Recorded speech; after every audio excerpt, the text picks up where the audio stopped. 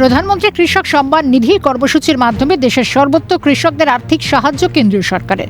আনুষ্ঠানিকভাবে কৃষকদের হাতে অনুদান তুলে দেওয়া হলো ত্রিপুরার আগরতলায়। উপস্থিত ছিলেন রাজ্যের মুখ্যমন্ত্রী অধ্যাপক মানিক সাহা, রাজ্যের কৃষি এবং কৃষক কল্যাণ দফতরের মন্ত্রী রতনলাল নাথ, একাধিক নেতৃত্ব এবং সরকারের উচ্চপদস্থ আধিকারিকরা।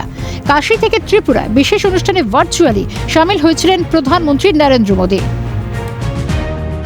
দেশের যশস্বী প্রধানমন্ত্রী নরেন্দ্র মোদীজি এই উত্তরপ্রদেশের কাশী বারাণসী থেকে পিএম কিষাণ সম্মান নিধি উপলক্ষে সারা দেশে প্রায় 9,70,00,000 অধিক কৃষকের ব্যাংক অ্যাকাউন্টে কত দেওয়া হয়েছে?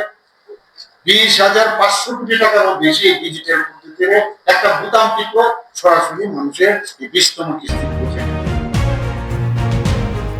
চাষের প্রয়োজনে আর্থিক সাহায্যের পাশাপাশি প্রত্যেক কৃষককে উন্নত মানের বীজ, সার, যন্ত্রপাতি দেওয়া হয়েছে প্রকল্পের মাধ্যমে। সরকারিভাবে কৃষকদের ব্যাংক অ্যাকাউন্টে ধানের বিক্রয় মূল্য হিসেবে মোট 446 কোটি টাকা দেওয়া হয়েছে। 204,52,00,000 টাকা ভর্তুকি দেওয়া হয়েছে সারা রাজ্যে কৃষকদের কৃষি যন্ত্রপাতি দেওয়ার জন্য। কৃষি পণ্য বিক্রির জন্য ইতিমধ্যে পরিকাঠামো উন্নয়নের কাজ চলছে প্রায় 144টি বাজারে। এই কাজে ব্যয় হবে 343 টাকা এবং 446 কোটি টাকা কৃষকদের 446 কোটি টাকা।